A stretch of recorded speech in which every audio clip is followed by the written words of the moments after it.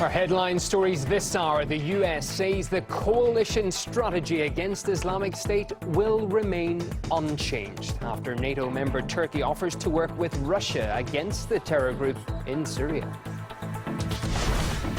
The mounting corruption scandal over Hillary Clinton's presidential campaign is fueled by another email leak, this time for showing too much gratitude to her foundation donors. Also ahead, fleeing fear. A teenager whose homemade clock was mistaken for a bomb departs the U.S. after his family received death threats.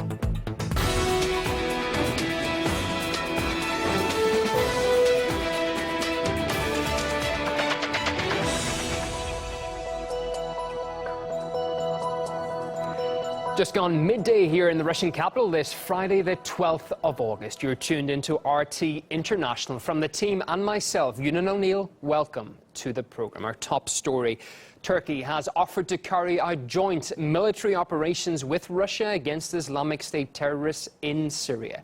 However, closer ties between Ankara and Moscow could put the U.S. in a difficult position, as Turkey is considered Washington's NATO and coalition ally. The United States, as a friend and partner of Turkey. Turkey's been a strong ally for decades. We believe Turkey's a genuine partner in destroying ISIL. Well, NATO member Turkey, along with other nations, are currently fighting ISIL as part of the US-led coalition. But now, Turkey has proposed to unite operations with Russia, which is not part of that coalition. We gauge the reaction of the US State Department.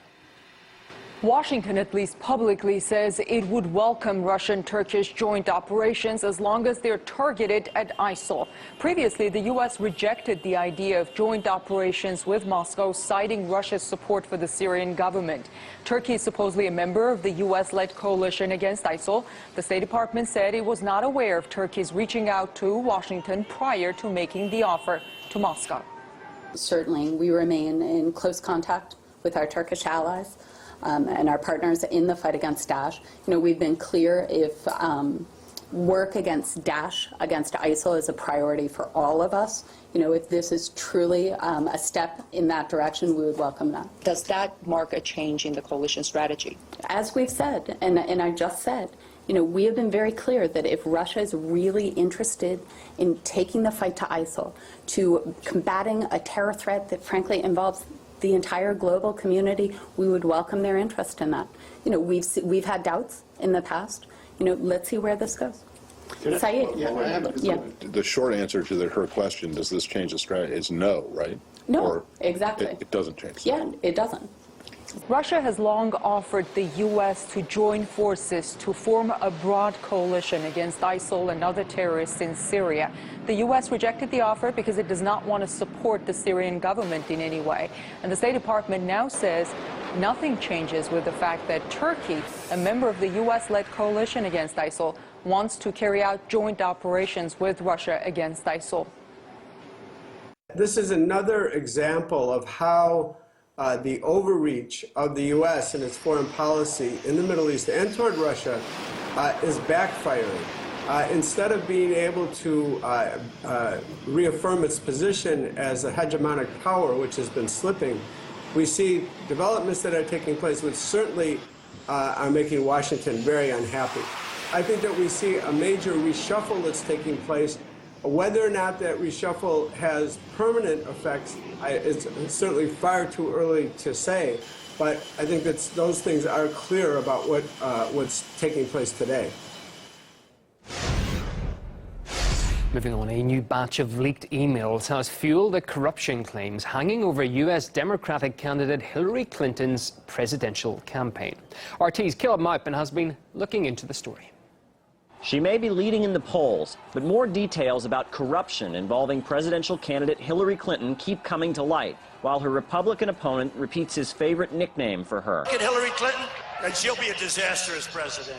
On August 10th, the conservative watchdog group Judicial Watch released 296 pages worth of State Department records, as well as 44 previously unreleased emails. The contents have led many people to believe that there was plenty of foul play when Clinton served as Obama's Secretary of State.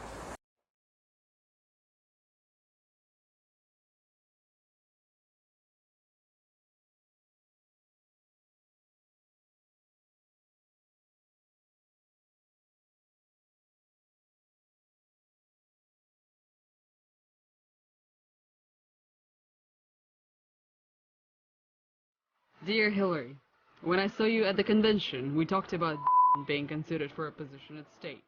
Just wanted you to know has a resume in. I was hoping you might intervene to make sure was taken seriously and considered for a proper, responsible position.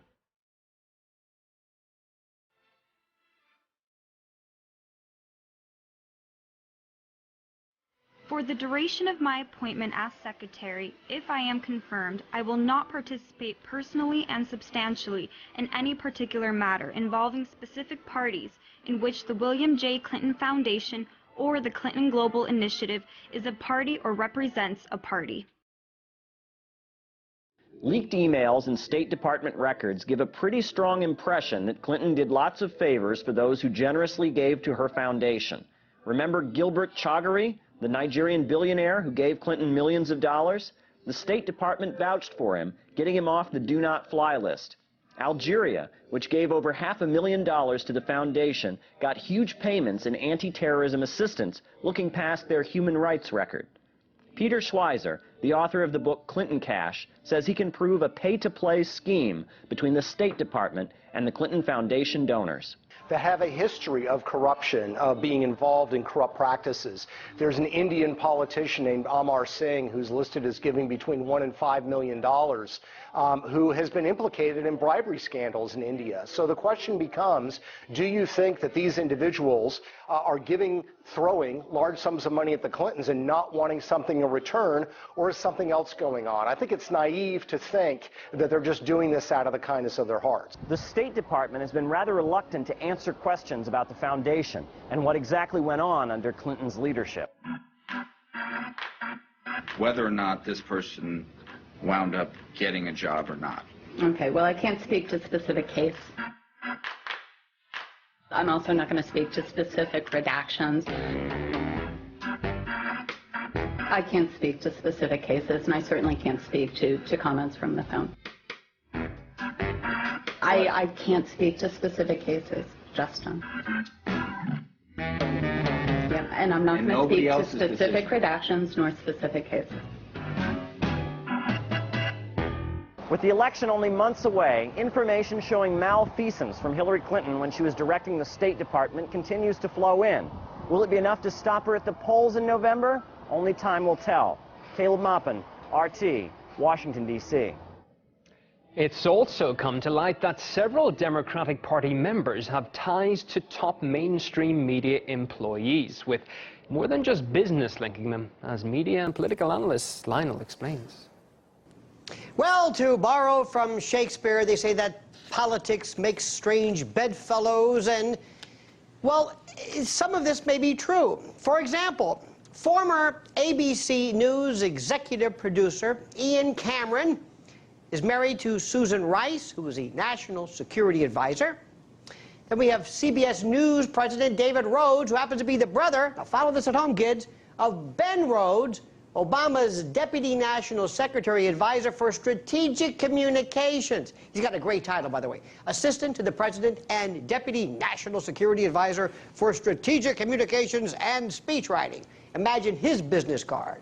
Then, former ABC News correspondent and senior national correspondent for Good Morning America, Claire Shipman, is married to former White House press secretary Jay Carney, who became a political analyst for a short time with CNN after leaving. CNN Washington Deputy Bureau Chief and Vice President Virginia Mosley is married to former Hillary Clinton's Deputy Secretary of State Tom Nides.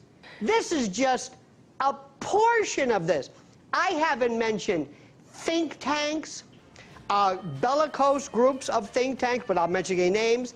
I haven't mentioned those individuals who were lobbyists